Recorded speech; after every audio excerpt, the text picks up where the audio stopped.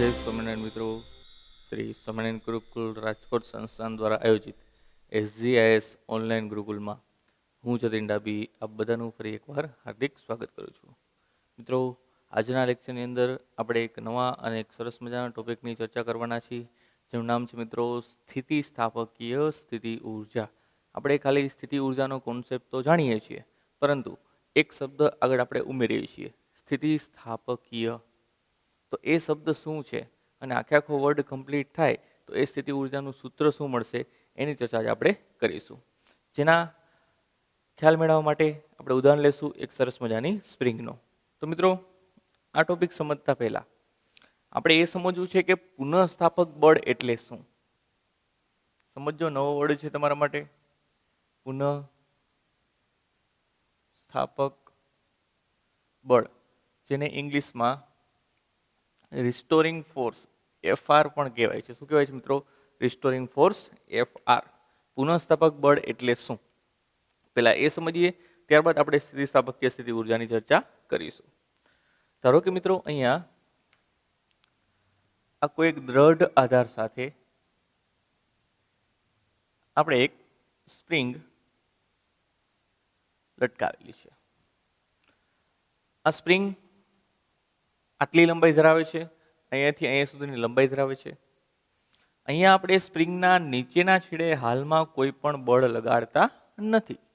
જો કોઈ પણ પ્રકારનું બળ ન લગાડેલું હોય મિત્રો, તો સ્પ્રિંગના છેડાનું સ્થાનાંતર થશે નહીં, એટલે કે સ્પ્રિંગની લંબાઈમાં વધારો જોવા મળશે નહીં. પરંતુ મિત્રો, સ્પ્રિંગ ઉપર જો બાહ્ય બળ નીચેની દિશામાં લગાડવામાં આવે, શું લગાડવામાં આવે? બાહ્ય બળ. બાહ્ય બળ એટલે કે F, જેને આપણે કહીશું બાહ્ય બળ. બાહ્ય બળ જો નીચેની દિશામાં લગાડવામાં આવે તો મિત્રો, અહીંયા તમે જોઈ શકો છો કે સ્પ્રિંગ, ધારો કે બાહ્ય બળ નીચે લગાડો તો સ્પ્રિંગનું સ્થાનાંતર થઈને સ્પ્રિંગનો નીચેનો છેડો આ જગ્યાએ છે, તો એ છેડો સ્થાનાંતર પામી આ જગ્યાએ આવે છે. એટલે કે તેને કરેલું સ્થાનાંતર નીચેની દિશામાં એટલે કે અધો દિશામાં ધારો કે કેટલું છે? X જેટલું છે. કેટલું છે મિત્રો? X જેટલું. બાહ્ય બળ જે બાજુ લગાડો એ જ બાજુ સ્પ્રિંગ શું ધરાવશે? સ્થાનાંતર ધરાવશે. તો મિત્રો, આપણે જાણીએ છીએ આપણા વ્યવહારિક અનુભવ અને પ્રેક્ટિકલ અનુભવ ઉપરથી કે સ્પ્રિંગ પાસે સ્થિતિસ્થાપકતાનો ગુણધર્મ છે. તો મિત્રો, સ્થિતિસ્થાપકતા એટલે શું? જ્યાં સુધી કોઈ પદાર્થ ઉપર બાહ્ય બળ લગાડવામાં આવે ત્યાં સુધી તેની લંબાઈ, પરિમાણ, આકારમાં ફેરફાર થાય. પરંતુ મિત્રો, જો એ બાહ્ય બળ દૂર કરી દેવામાં આવે તો પદાર્થ પોતાની મૂળ સ્થિતિ પ્રાપ્ત કરશે, તો એ પદાર્થ પાસે સ્થિતિસ્થાપકતાનો ગુણધર્મ છે. તો અહીંયા મિત્રો, સ્પ્રિંગ પાસે કંઈક એવું જ બનશે. તમે બાહ્ય બળ લગાડો છો તો બાહ્ય બળ મૂકી દો પાછું, તો સ્પ્રિંગ પોતાની મૂળ પોઝિશનમાં આવી જશે. સેમ વસ્તુ આપણે રબર યુઝ કરતા હોય, રિંગ, એમાં પણ તમે બાહ્ય બળ લગાડો છો તો તેની લંબાઈમાં વધારો થાય છે. પાછું બાહ્ય બળ મૂકી દો એટલે પદાર્થ પોતાની મૂળ સ્થિતિમાં આવે છે. તો જે પદાર્થ આવો ગુણધર્મ ધરાવતો હોય એને સ્થિતિસ્થાપકતાનો ગુણધર્મ કહેવાય. તો આપણે ખબર છે કે સ્પ્રિંગ પાસે સ્થિતિસ્થાપકતાનો ગુણધર્મ છે. ક્લિયર? હવે ક્વેશ્ચન એ છે, એ પદાર્થ પોતાની મૂળ સ્થિતિમાં આવતો હશે શું કામ? કઈ રીતે આવતો હશે? તો મિત્રો, એક વસ્તુ ખાસ યાદ રાખજો, જ્યારે કોઈ પદાર્થ ઉપર તમે બાહ્ય બળ લગાડો છો ત્યારે તેના અણુઓમાં આંતરઆણ્વીય અંતરની અંદર વધારો અથવા તો ઘટાડો જોવા મળે છે. એટલે કે અણુ વચ્ચેના અંતરમાં વધારો અથવા તો ઘટાડો. ધારો કે સ્પ્રિંગનો તમે નીચેની બાજુ બાહ્ય બળ લગાડો તો અણુ વચ્ચેના અંતરમાં શું થાય? વધારો. ધારો કે ઉપરની તરફ બાહ્ય બળ લગાડો તો અણુ વચ્ચેના અંતરમાં શું થાય? ઘટાડો. પણ એ પદાર્થ એવો ગુણધર્મ ધરાવે છે કે તેમાં રહેલા અણુઓ એકબીજા વચ્ચેનું અંતર અચળ રાખીને બેસે. હવે ક્વેશ્ચન એ છે મિત્રો, સમજો ખાસ. ધારો કે અહીંયા કોઈ એક અણુ હતો, સ્પ્રિંગ ઉપરનો કોઈ અણુ લઈએ. હવે તેના ઉપર બાહ્ય બળ લગાડું. ચલો, બે અણુ કન્સિડર કરીએ. આ બે અણુઓ છે. ક્લિયર? આ નંબર 1, આ નંબર 2. હવે બાહ્ય બળ લગાડી દો તો અણુ વચ્ચેના અંતરમાં વધારો થયો, તો આ બંને અણુ વચ્ચેનું અંતર ધારો કે આ જગ્યાએ જોવા મળ્યું તમને. અણુ વચ્ચેના અંતરમાં શું થયો? વધારો. પહેલા કેટલું હતું મિત્રો? આટલું જ અંતર હતું. હવે અણુ વચ્ચેના અંતરમાં શું થયો? વધારો. હવે વધારો તેને ગમતો નથી, એટલા માટે એ અણુ વચ્ચેનું અંતર અચળ રાખવાની ટ્રાય પદાર્થમાં રહેલા પરમાણુઓ પોતે જ કરતા હોય છે. એટલે કે આટલું ડિસ્ટન્સ જે વધ્યું એની જગ્યાએ આટલું જ મેન્ટેન થાય એવી ટ્રાય તેમાં રહેલા પરમાણુઓ જ કરતા હોય છે. એટલા માટે અહીંયા બાહ્ય બળ જે બાજુ લાગે છે એની વિરુદ્ધ દિશામાં પોતાની મૂળ સ્થિતિ પ્રાપ્ત કરી શકે એવું પુનઃસ્થાપક બળ ઉત્પન્ન કરે છે. મિત્રો સમજો વર્ડનું નામ પુનઃસ્થાપક બળ. પુનઃસ્થાપક બળ એટલે શું? જે પદાર્થ પોતાની મૂળ સ્થિતિ મેળવવા માટે આંતરિક એટલે પદાર્થની અંદર જ જે બળનું ઉદ્ભવે એને શું કહેવાય છે મિત્રો? પુનઃસ્થાપક બળ કહે છે. તો અહીંયા બાહ્ય બળની વિરુદ્ધ દિશામાં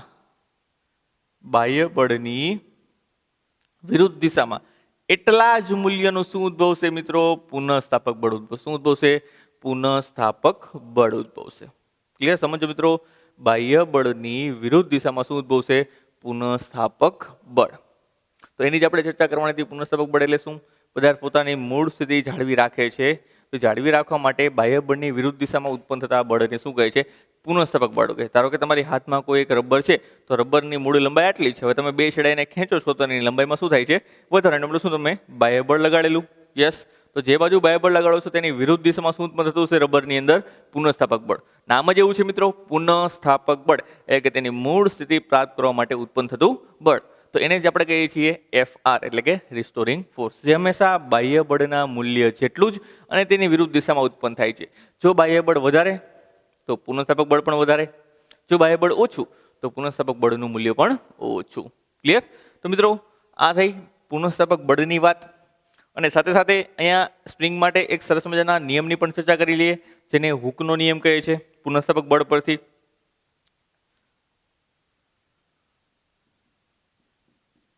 હુક વૈજ્ઞાનિકનું નામ છે મિત્રો. તો હુક નામના વૈજ્ઞાનિકે એવું કીધું હતું, જે તમે સરળતાથી જોઈ શકો છો. બાહ્ય બળને અનુરૂપ ઉત્પન્ન થતું પુનઃસ્થાપક બળ એ સ્થાનાંતરની વિરુદ્ધ દિશામાં અને તેના સમપ્રમાણમાં હોય છે. હવે જોઈ લો, સ્થાનાંતર વધારે એનો મતલબ શું થયું હશે? કે બાહ્ય બળ વધારે લાગેલું હશે. જો બાહ્ય બળ વધારે હશે તો એને અનુરૂપ ઉત્પન્ન થતું પુનઃસ્થાપક બળ પણ કેવું હશે? વધારે જ હશે. ક્લિયર? એટલા માટે આપણે ઇનડાયરેક્ટલી કહી શકીએ કે FR એટલે કે રિસ્ટોરિંગ ફોર્સ જે છે એ સ્થાનાંતરના સમપ્રમાણમાં અને તેની વિરુદ્ધ દિશામાં હોય છે, જેને સ્પ્રિંગ માટે હુકનો નિયમ કહેવાય છે. લખી દઈએ મિત્રો સરસ મજાના અક્ષરે. પુનઃસ્થાપક બળ એટલે કે રિસ્ટોરિંગ ફોર્સ.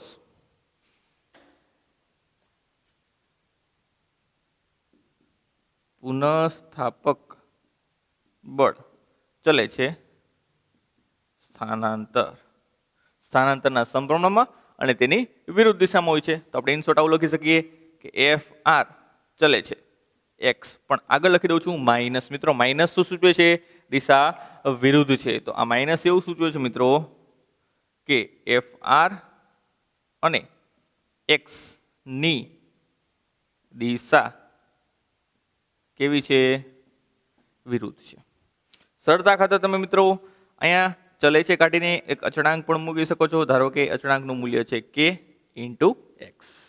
તો આ થયો હુકનો નિયમ સ્પ્રિંગ માટે. પુનઃસ્થાપક બળ FR = -KX. જ્યાં K શું છે મિત્રો?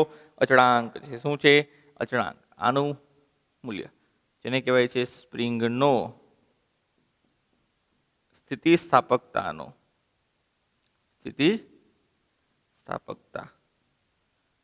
અચળાંક, અથવા તો સ્પ્રિંગનો બળ અચળાંક પણ કહે છે, અથવા સ્પ્રિંગનો સ્થિતિસ્થાપકનો અચળાંક પણ કહે છે. જેના એકમ વિશે જો તમારી જાણકારી મેળવવી હોય મિત્રો તો K ને કરતા બનાવી દો.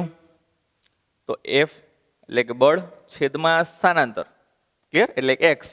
તો અહીંયા વધશે મિત્રો બળનો એકમ ન્યૂટન છેદમાં સ્થાનાંતરનો એકમ મીટર. તો સ્પ્રિંગની સ્થિતિસ્થાપકતા અચળાંકનો એકમ છે ન્યૂટન પ્રતિ મીટર. એટલે કેનો એકમ છે મિત્રો? ન્યૂટન પ્રતિ મીટર. આથી બેઝિક ચર્ચા સ્થિતિસ્થાપકીય ઉર્જાની ચર્ચા કરતા પહેલાની. ક્લિયર?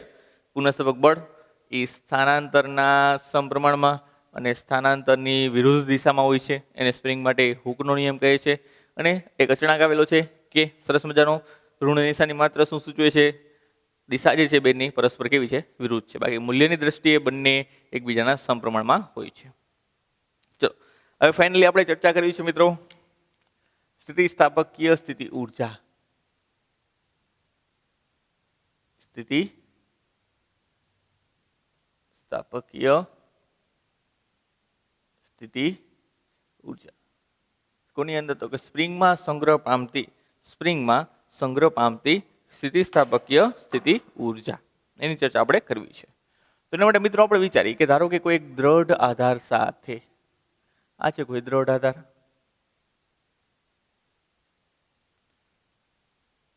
દ્રઢ આધાર સાથે કોઈ એક સપાટી પર સ્પ્રિંગ સાથે કોઈ એમ દળનો એક બ્લોક લગાવેલો છે. આ છે કોઈ મુક્ત સપાટી અથવા સમસ્થિત સપાટી. અત્યારે હાલમાં સ્પ્રિંગ પોતાની મૂળ સ્થિતિમાં છે, એટલે તેના ઉપર કોઈ પણ જાતનું બાહ્ય બળ લાગતું નથી. એટલે તેની લંબાઈ જે છે મિત્રો જેટલી છે એટલી જ છે, મૂળ લંબાઈ એમના એમ છે. હવે ધારો કે મિત્રો એમ દળના બ્લોકને ખેંચીને જમણી બાજુ બાહ્ય બળ લગાડવામાં આવે તો સ્પ્રિંગની લંબાઈમાં વધારો જોવા મળશે. એટલે આ કોઈ પદાર્થ છે એ પદાર્થ શું અનુભવશે? સ્થાનાંતર અનુભવશે. અથવા સ્પ્રિંગ છે, સ્પ્રિંગનો બીજો છેડો છે મુક્ત છેડો, એ પણ શું અનુભવશે? સ્થાનાંતર અનુભવશે. તો નેક્સ્ટ કિસ્સો કંઈક આવો થશે મિત્રો, વિચારવા જઈએ તો.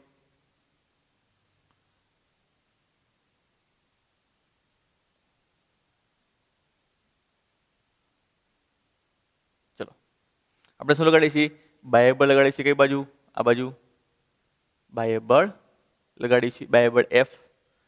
તો બાહ્ય બળ F ને અનુરૂપ એ પદાર્થ જે છે મિત્રો એ મૂળ સ્થાનને સાપેક્ષે, તેને મૂળ સ્થાનની સાપેક્ષે શું અનુભવે છે? સ્થાનાંતર અનુભવે છે. કઈ બાજુ સ્થાનાંતર અનુભવે છે મિત્રો? આ બાજુ. શું અનુભવે છે? સ્થાનાંતર. સ્થાનાંતર એટલે કે એક સ્થાનાંતર અનુભવે છે. બાહ્ય બળની દિશામાં જ સ્થાનાંતર થશે, પરંતુ આપણે જાણીએ છીએ એ પ્રમાણે તેની વિરુદ્ધ દિશામાં, એટલે કે સ્થાનાંતરની વિરુદ્ધ દિશામાં શું ઉત્પન્ન થશે? પુનઃસ્થાપક બળ. તો સ્થાનાંતરની વિરુદ્ધ દિશામાં અહીંયા, સ્થાનાંતરની વિરુદ્ધ દિશામાં અહીંયા શું ઉત્પન્ન થતું હશે? પુનઃસ્થાપક બળ Fr, એટલે કે રિસ્ટોરિંગ ફોર્સ. અને આપણે એ પણ જાણીએ છીએ મિત્રો કે હવે Fr અને F ની વેલ્યુ કેવી હોય છે? સમાન હોય છે. Fr અને F ની વેલ્યુ કેવી હોય છે મિત્રો? સમાન હોય છે.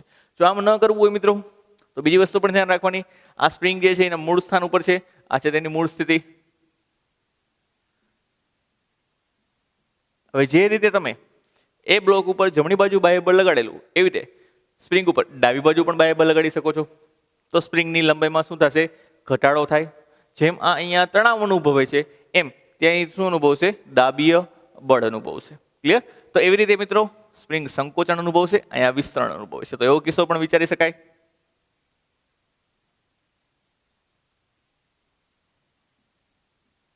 ચલો એમ દળનો બ્લોક, એનો મતલબ બાહ્ય બળ મિત્રો આ દિશામાં લાગેલું હશે, તો કે યસ.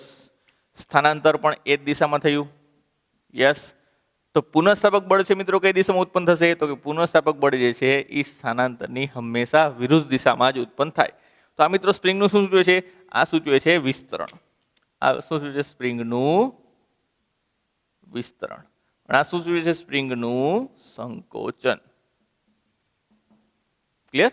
તો ક્વેશ્ચન એ છે મિત્રો, જ્યારે તમે બ્લોકને એમ દળના બ્લોકને ખેંચીને અહીંયાથી અહીંયા લઈ આવો છો, એટલે કે અહીંયાથી અહીંયા લઈ આવો છો, ત્યારે તમે તેના ઉપર કંઈક કાર્ય કરો છો, બરોબર કે નહીં? યસ.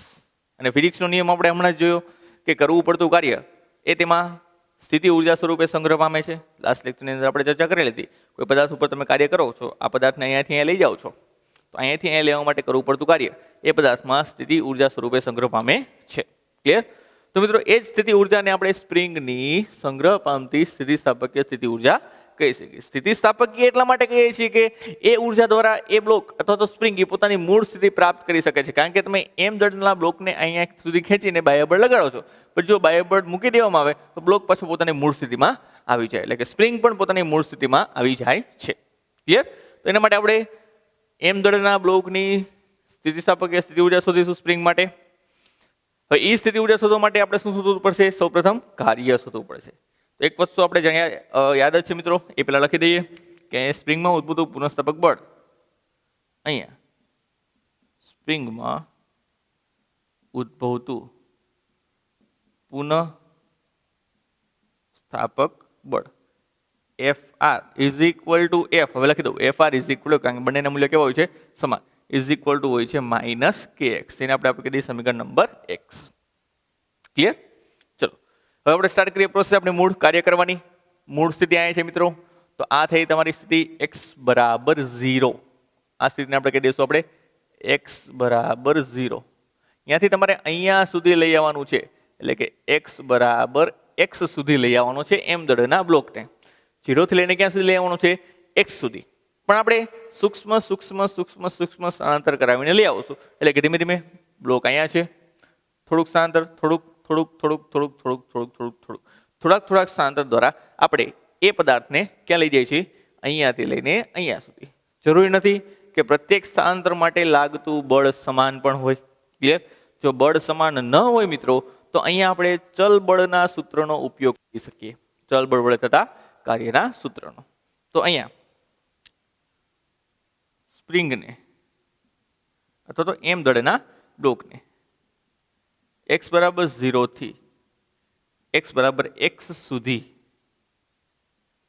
dx જેટલા સૂક્ષ્મ સ્થાનાંતરો કરાવીને લઈ જવામાં આવે તો બળ F વડે થતું કાર્ય. તો કુલ કાર્ય લખું છું મિત્રો. કુલ કાર્ય W ઇઝ ઇક્વલ ટુ સંકલનમાં AF ઇન્ટુ DX સૂક્ષ્મ સ્થાનાંતર એના માટે બળ, સૂક્ષ્મ સ્થાનાંતર એના માટે બળ. સંકલનમાં F ઇન્ટુ DX. ક્યાંથી ક્યાં સુધી? તો આ લિમિટમાં લગાવી દઈશું કે x બરાબર 0 થી લઈને x બરાબર x સુધીનું કાર્ય આપણે શોધવાનું છે. 0 થી લઈને ક્યાં સુધી? x સુધીનું.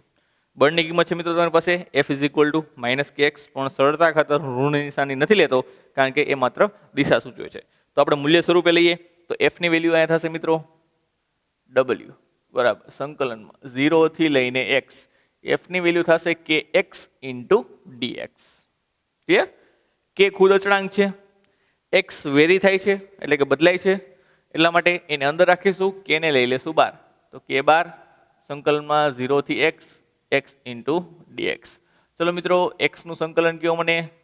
x નું સંકલન થશે x² બાય 2. શું થશે x નું સંકલન?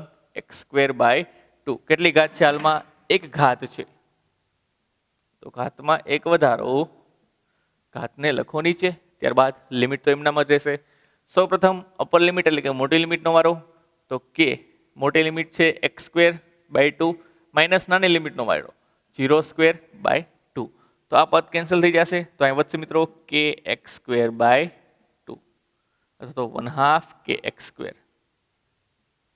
તો આ થઈ ગઈ મિત્રો કાર્ય, અને અહીંયા સંગ્રહ પામતું કાર્ય એ શું છે? તેની સ્થિતિ ઉર્જા છે. એ શું છે?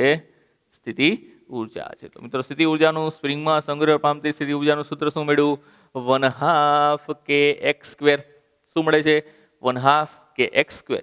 કેમ? તો કે અહીંયા જે કાર્ય છે મિત્રો એ જ શેમાં સંગ્રહ પામે છે? સ્થિતિ ઉર્જામાં. કારણ કે સ્પ્રિંગના સ્થાનમાં શું થયો? ફેરફાર. સ્થાનમાં ફેરફાર થાય, સંરચનામાં ફેરફાર થાય તો સ્થિતિ ઉર્જા તો ઉદ્ભવશે જ. ક્લિયર?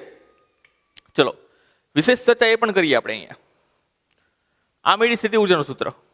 એટલે તમે બ્લોકને અહીંયાથી અહીંયા લઈ આવો છો તો તેની પાસે સ્થિતિ ઉર્જા સંગ્રહ પામે છે. કેટલી? 1/2 kx². હવે ધારો કે બ્લોકને અહીંયાથી મૂકી દો એટલે કે બાહ્ય બળ દૂર કરી દેવામાં આવે તો શું થશે મિત્રો? તો બાહ્ય બળ દૂર કરતા જ આ m દળનો બ્લોક એ વેગ પ્રાપ્ત કરશે. વેગ પ્રાપ્ત કરીને ગતિ ઉર્જા મેળવશે. મેળવશે કે નહીં મેળવે? યસ. બાહ્ય બળ દૂર કરતા એ સ્થિતિ ઉર્જા જે સંગ્રહ પામેલી છે એ સ્થિતિ ઉર્જાનું ધીમે ધીમે ધીમે ધીમે ધીમે આવતા શેમાં રૂપાંતર થશે? ગતિ ઉર્જામાં રૂપાંતર થશે. એટલે આપણે વિચારી શકીએ કોઈ m દળનો બ્લોક અહીંયા છે, અહીંયાથી તમે તેને આ બાજુ લઈ જાઓ છો સ્પ્રિંગ વડે ખેંચીને, તો પછી અહીંયાથી મૂકી દેતા એ લગભગ આવા દોલનો સ્ટાર્ટ કરશે. ક્લિયર? આપણે વિચારી શકીએ દોલનો સ્ટાર્ટ ત્યારે જ થાય મિત્રો કે અહીંયા કંઈક ઉર્જા સંગ્રહ પામી, એ ઉર્જાનું ગતિ ઉર્જામાં, પાછું સ્થિતિ ઉર્જામાં, ગતિ ઉર્જામાં, પાછું સ્થિતિ ઉર્જા ગતિ ઉર્જામાં, એવી રીતે રૂપાંતર થયા કરે. ક્લિયર? તો હવે આપણે એ જાણવું છે મિત્રો કયા કયા સ્થાન માટે, કયા કયા સ્થાન માટે એની પાસે સ્થિતિ ઉર્જા, ગતિ ઉર્જા અને કુલ ઉર્જા કેટલી હોય. તો અહીંયા સાથે સાથે લખી દઈએ સ્પ્રિંગની ગતિ ઉર્જા અથવા તો સિમ્પલ ગતિ ઉર્જા, m દળના બ્લોકની ગતિ ઉર્જા. ગતિ ઉર્જાનું સૂત્ર છે આપણી પાસે 1/2 mv², જેને ઇન શોર્ટ આપણે k વડે દર્શાવીએ છીએ. m દળનો બ્લોક છે એની ગતિ ઉર્જાનું સૂત્ર છે. ક્લિયર? ખાસ સમજો મિત્રો, આખી આખી પરિસ્થિતિ તમારે અહીંયા વિચારવાની છે. આપણે માત્ર બ્લોકની જ ચર્ચા કરીએ છીએ. પેલા બ્લોક અહીંયા હતો, મહત્તમ આ બાજુ સાઈડ જઈ શકે છે અને એ જ રીતે મહત્તમ આટલા અંતર સુધી ડાબી બાજુ આવી શકે છે. આ છે મિત્રો x બરાબર 0, આ છે x બરાબર +x અને આ છે x બરાબર ધારો કે -x. ક્લિયર? જમણી બાજુ જઈ શકે +x સુધી, ડાબી બાજુ જઈ શકે -x સુધી, કારણ કે વચ્ચેનો ઉગમ બિંદુ પસંદ કરો તો ડાબી બાજુના અંતરો કેવા થશે? ઋણ થશે. તો મિત્રો આ જગ્યા એ તેનું મધ્યમાન સ્થાન કહેવાય, વચ્ચેનું સ્થાન એટલે કે મધ્યમાન સ્થાન. હવે તમે અહીંયાથી ગતિની સ્ટાર્ટ કરાવો છો, અહીંયાથી ચલો અહીંયા છે તો આ જગ્યાએ તમે પદાર્થને બાહ્ય બળ દૂર કરીને મુક્ત કરો છો. તો જ્યારે પદાર્થને બાહ્ય બળ દૂર કરીને મુક્ત કરો છો ત્યારે શરૂઆતમાં તેનો વેગ એટલે કે તેનો પ્રારંભિક વેગ કેવો હશે? શૂન્ય હશે. હશે કે નહીં? જો પ્રારંભિક વેગ શૂન્ય હોય મિત્રો તો આ જગ્યાએ ગતિ ઉર્જા મળશે નહીં. સંપૂર્ણપણે આ જગ્યાએ x બરાબર x ને અનુરૂપ શું હશે? સ્થિતિ ઉર્જા હશે. ચલો અહીંથી મૂકી દો તો બ્લોક ધીમે ધીમે આ બાજુ આવશે. આ બાજુ આવશે એમ તેના વેગમાં વધારો થશે. આ જગ્યાએ તેનો વેગ જે છે મિત્રો એ મહત્તમ હશે. શું હશે? મેક્સિમમ. આ જગ્યાએ તેનો વેગ કેવો હશે? મેક્સિમમ હશે. ક્લિયર? ત્યારબાદ એ પદાર્થ પાછો આવશે આ બાજુ એટલે કે મધ્યમાન સ્થાનથી દૂર આવે મિત્રો તો પાછો તેનો વેગ જે છે એ ઘટતો કોઈ એક જગ્યાએ શૂન્ય થઈ જશે. પાછો ત્યાંથી જમણી બાજુ આવશે, પાછો અહીંયા શૂન્ય વેગ થઈ જશે, પાછો વેગ વધે મેક્સિમમ, ઘટે શૂન્ય. તો આ જગ્યાએ વેગ પાછો શું થઈ જશે? શૂન્ય થઈ જશે. શું થઈ જશે? શૂન્ય. ક્લિયર? જેમ મિત્રો દોલનોની અંદર ચર્ચા કરીએ છીએ આપણે, એવી રીતે અહીંયા સ્પ્રિંગમાં થતા દોલનો કહેવાય. આને સ્પ્રિંગમાં થતા દોલનો માટે તેની ગતિ ઉર્જા અને સ્થિતિ ઉર્જા કઈ જગ્યાએ શૂન્ય અને કઈ જગ્યાએ મહત્તમ હોય એની ચર્ચા આપણે કરવાની છે. એક વસ્તુ યાદ રાખજો, તેનું મૂળ સ્થાન આ છે. જેટલા મૂળ સ્થાનથી વધારે દૂર એમ તેની સ્થિતિ ઉર્જા વધારે. જો સ્થિતિ ઉર્જા વધારે તો સામે મિત્રો ગતિ ઉર્જા ઓછી જ હોવી જોઈએ, કારણ કે સ્થિતિ ઉર્જા અને ગતિ ઉર્જા એ બંનેનો સરવાળો કુલ ઉર્જા દર્શાવે છે અને કુલ ઉર્જાનું તો શું થાય છે મિત્રો? સંરક્ષણ થાય છે, એ આપણે જાણીએ છીએ. ક્લિયર? તો અહીંયા ધ્યાન રાખીએ મિત્રો ખાસ, આ જગ્યાએ તેના મૂળ સ્થાન પાસે x0 છે, પછી x વત્તા મહત્તમ થાય, આ બાજુ પણ x વત્તા મહત્તમ થાય પણ ઋણમાં. આ જગ્યાએ વેગ શૂન્ય, આ બાજુ વેગ વધે મેક્સિમમ, ઘટે પાછું શૂન્ય, પાછું જમણી બાજુ આવે વેગ વધે મેક્સિમમ, પાછું ઘટે શૂન્ય. ક્લિયર? આ રીતે કાર્ય કરશે. અને આપણે x અને v ના મૂલ્યો ઉપરથી જ આપણે તેની ગતિ ઉર્જા અને સ્થિતિ ઉર્જા નક્કી કરવાની છે. x ઉપરથી સ્થિતિ ઉર્જા અને v ઉપરથી ગતિ ઉર્જા, કારણ કે અહીંયા આવતો k અને અહીંયા આવતો m, એ તો કેવો છે? અચળ છે. ચલો હવે ચર્ચા કરીએ આટલા સ્થાન માટે ગતિ ઉર્જા અને સ્થિતિ ઉર્જાના મૂલ્યો. અહીંયા લખી દઉં છું અલગથી.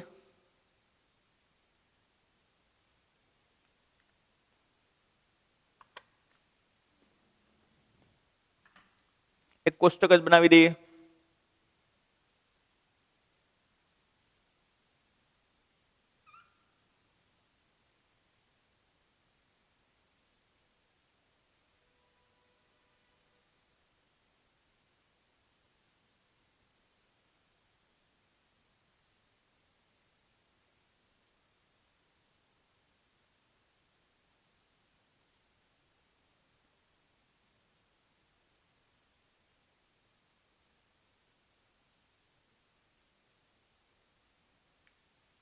ચલો 2 લાઈનની આપણે જરૂર નથી, માત્ર 2 જ વસ્તુની જરૂર પડે છે, તો લાંબુ કોષ્ટક નહીં દોરીએ.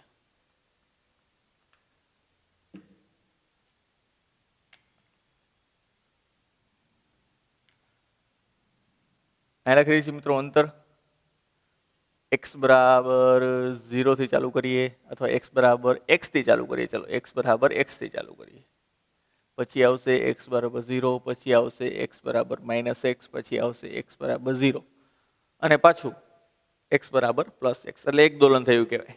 અહીંયા આવશે મિત્રો સ્થિતિ ઉર્જા અને અહીંયા આવશે ગતિ ઉર્જા k. ક્લિયર? ચલો ધ્યાન આપીશું. x બરાબર +x માટે મિત્રો અહીંયા સ્થાનાંતર મહત્તમ સ્થાનાંતર e +x જેટલું છે. જો સ્થાનાંતર મહત્તમ તો સ્થિતિ ઉર્જા પણ મહત્તમ. કેટલી થશે? 1/2 kx². તો અહીંયા આવશે મિત્રો 1/2 kx², એટલે કે મહત્તમ. પણ મિત્રો તે સ્થાને વેગ શૂન્ય હોવાથી ગતિ ઉર્જા કેવી થઈ જશે? શૂન્ય. તો તે સ્થાને ગતિ ઉર્જા થઈ જશે શૂન્ય. એવી રીતે મિત્રો જેમ જેમ પદાર્થ આ બાજુ આવશે એમ તેનું સ્થાનાંતર ઘટતું જશે, એટલે કે સ્થિતિ ઉર્જા પણ ઘટતી જશે, પણ તેના વેગમાં વધારો થાય છે એટલે ગતિ ઉર્જામાં વધારો થશે. અને એક્ઝેક્ટ મધ્યમાન સ્થાન પાસે તેનું સ્થાનાંતર શૂન્ય તો સ્થિતિ ઉર્જા શૂન્ય. પણ વેગ મહત્તમ તો ગતિ ઉર્જા પણ મહત્તમ, જેનું સૂત્ર થશે 1/2 mv². શું થશે? 1/2 mv². ચલો ત્યારબાદ પદાર્થ પાછો આ બાજુ જાય છે, સ્થાનાંતર વધતું જાય છે. આ જગ્યાએ સ્થાનાંતર મહત્તમ થાય છે, તો x બરાબર -x પાસે સ્થાનાંતર મહત્તમ તો સ્થિતિ ઉર્જા પણ મહત્તમ. અને જ્યાં સ્થિતિ ઉર્જા મહત્તમ હશે મિત્રો, ત્યાં ગતિ ઉર્જા કેવી હશે? શૂન્ય, કારણ કે વેગ કેવો છે? શૂન્ય. પાછા આપણે અહીંયા આવીએ તો અહીંયા પાછું x શૂન્ય તો સ્થિતિ ઉર્જા શૂન્ય, પણ વેગ મહત્તમ તો ગતિ ઉર્જા મહત્તમ 1/2 mv². પાછા તમે મૂળ સ્થાને આવી જાઓ તો પાછું તમે આ મેળવી શકો છો. આ થયું મિત્રો તેના અલગ અલગ ગતિ ઉર્જા અને સ્થિતિ ઉર્જાના મૂલ્યો અલગ અલગ સ્થાન માટે. આના માટે આપણે સરસ મજાનો આલેખ પણ દોરી શકીએ, પણ એક વસ્તુ યાદ રાખી દો, સાથે લખી દઉં નોંધ. અહીંયા E is equal to K plus U એ હંમેશા કેવી રહેશે? અચળ જ રહેશે. કેવી રહેશે? અચળ. ચલો એક આલેખ દ્વારા પણ રજૂઆત કરીએ આપણે.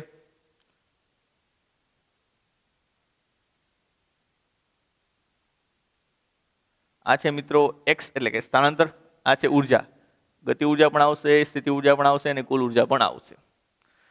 આ છે x બરાબર 0. અહીંયા ધારો કે x બરાબર +x કન્સિડર કરીએ, અહીંયા આપણે x બરાબર -x કન્સિડર કરીએ. ચલો x બરાબર -x, x બરાબર +x. જો x બરાબર +x થી ચાલુ કરો, ત્યાં સ્થિતિ ઉર્જા મહત્તમ. 0 પાસે આવો, ઘટી જાય, શૂન્ય થઈ જાય, તો 0 પાસે સ્થિતિ ઉર્જા શૂન્ય છે. તો પહેલા સ્થિતિ ઉર્જાનો આલેખ દોરીએ. સ્થિતિ ઉર્જા કેવી થઈ જશે? શૂન્ય. ક્યાં મહત્તમ છે મિત્રો? આ જગ્યાએ x બરાબર x પાસે સ્થિતિ ઉર્જા છે એ શું છે? મહત્તમ. તેની કોઈ મહત્તમ વેલ્યુ સિલેક્ટ કરી નાખીએ આપણે. ચલો આ છે સ્થિતિ ઉર્જા મહત્તમ. x બરાબર +x પરથી તમે ડાબી બાજુ આવો છો તો સ્થિતિ ઉર્જા ક્રમશઃ ઘટતી જશે અને x બરાબર 0 પાસે સ્થિતિ ઉર્જા ઘટીને કેવી થઈ જશે? શૂન્ય. એવી જ રીતે ત્યાંથી ડાબી બાજુ આગળ વધો તો સ્થિતિ ઉર્જામાં વધારો થશે, પણ વિરુદ્ધ દિશામાં. એટલું જ મૂલ્ય પ્રાપ્ત કરશે મિત્રો. તો સ્થિતિ ઉર્જામાં થયો વધારો મહત્તમ. આ થઈ ગઈ સ્થિતિ ઉર્જાનો આલેખ x બરાબર -x થી x બરાબર +x માટે. આ થઈ મિત્રો સ્થિતિ ઉર્જા એટલે કે U. વાત કરીએ ગતિ ઉર્જાની તો મિત્રો અંતિમ છેડાઓ જે છે તેના મુક્ત છેડાઓ, ત્યાં ગતિ ઉર્જા મહત્તમ હોય છે, શૂન્ય હોય છે. તો આ બંને જગ્યાએ ગતિ ઉર્જા કેવી છે? શૂન્ય. તો x બરાબર +x પાસે અને x બરાબર -x પાસે ગતિ ઉર્જા શૂન્ય રહેશે. ક્યાં મહત્તમ થાય છે? બરોબર વચ્ચે. તો બરોબર વચ્ચેના સ્થાને ગતિ ઉર્જા મહત્તમ. એટલે કે આ બાજુથી તમે જમણી બાજુ જાઓ તો એ ગતિ ઉર્જા વધે, આ બાજુથી વચ્ચે બાજુ આવો તો પણ ગતિ ઉર્જા વધે. તો અહીંયાથી તમે આગળ જશો તો પણ ગતિ ઉર્જા વધીને મેક્સિમમ થશે, અને અહીંયાથી આગળ જશો તો પણ ગતિ ઉર્જા ઘટીને પછી શૂન્ય થઈ જશે. ક્લિયર? તો આજે આ લેખ મેળવો મિત્રો, આ લેખ છે ગતિ ઉર્જાનો. અને જ્યાં કોઈ એક ઉર્જા શૂન્ય હશે, અહીંયા કે અહીંયા ત્રણેય સ્થાનમાંથી કોઈ એક જગ્યાએ કોઈ એક ઉર્જા શૂન્ય હશે, ધારો કે K શૂન્ય હોય અથવા તો U શૂન્ય હોય, તો બાકીની જે ઉર્જા વધે છે એનું મૂલ્ય કોના જેટલું થતું હશે? E જેટલું જ થતું હશે. કોના જેટલું થતું હશે મિત્રો? E જેટલું જ થતું હશે. કારણ કે K શૂન્ય તો E બરાબર U, જો U શૂન્ય તો E બરાબર K.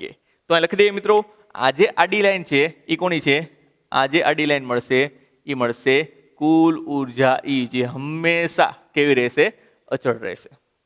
કુલ ઉર્જા x બરાબર -x પાસે પણ એટલી જ, 0 પાસે પણ એટલી જ, +x પાસે પણ એટલી જ. કુલ ઉર્જા બદલાતી નથી. માત્ર ને માત્ર જો ફેરફાર થતો હોય તો શેમાં થાય છે મિત્રો? ગતિ ઉર્જા અને સ્થિતિ ઉર્જાની અંદર. તો આથી ચર્ચા મિત્રો સંપૂર્ણપણે સ્પ્રિંગમાં સંગ્રહ પામતી સ્થિતિ ઉર્જા તેમજ તેની યાંત્રિક ઉર્જામાં થતો ફેરફાર, ગતિ ઉર્જા અને સ્થિતિ ઉર્જામાં થતો ફેરફાર. મિત્રો આ બધા કોન્સેપ્ટ જે છે એ તમને ભવિષ્યમાં પણ કામમાં આવશે, એક્ઝામ્પલની અંદર પણ કામમાં આવશે, અને ઇન કેસ 12th ની અંદર પણ તમને આ કોન્સેપ્ટ જે છે એ થોડો ઘણો ઉપયોગી બનશે. ક્લિયર? તો આથી મિત્રો ચર્ચા સ્પ્રિંગ માટેની, સ્થિતિ ઉર્જા માટેની. તો મળીએ બાકીની ચર્ચા માટે નેક્સ્ટ લેક્ચરની અંદર. ત્યાં સુધી જય સ્વામિનારાયણ.